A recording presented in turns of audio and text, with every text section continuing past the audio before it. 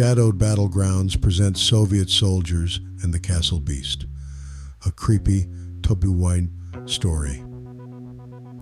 In the harsh winter of 1944, a troop of Soviet soldiers marched through the swirling snows of Romania, their mission clear: capture the town of Bălți and secure it against the retreating Axis forces.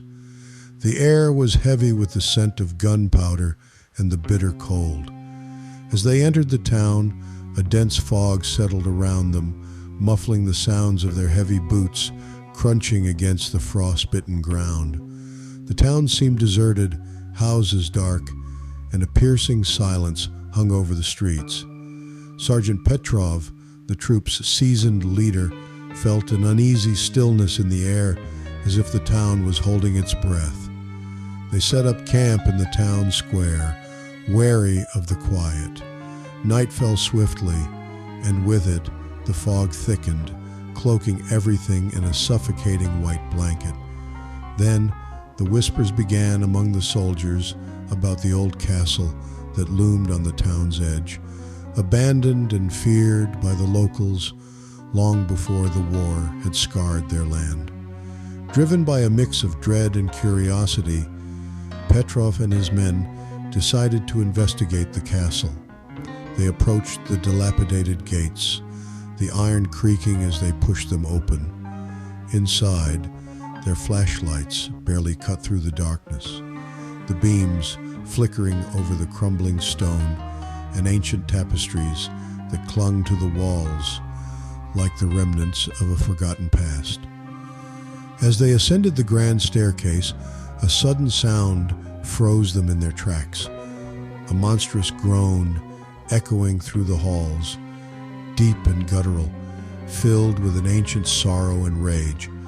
The soldiers tightened their grips on their rifles, hearts pounding against their chests as they moved toward the sound. In the castle's great hall, they found it, a towering figure, stitched together from the bodies of the dead, its skin pale and eyes glowing with a fierce, unnatural light.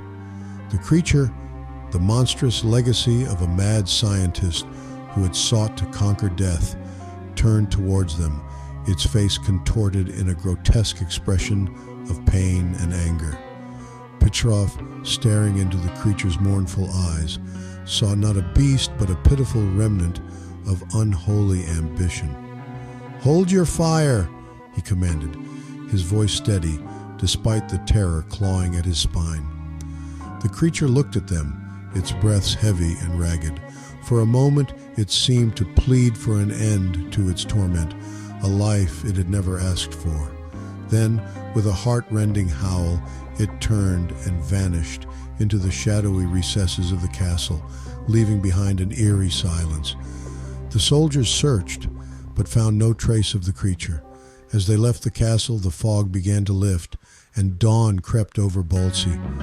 Petrov knew they would not speak of the night's events, a silent agreement that some horrors were too profound to share. The war moved on, and Bălți was secured.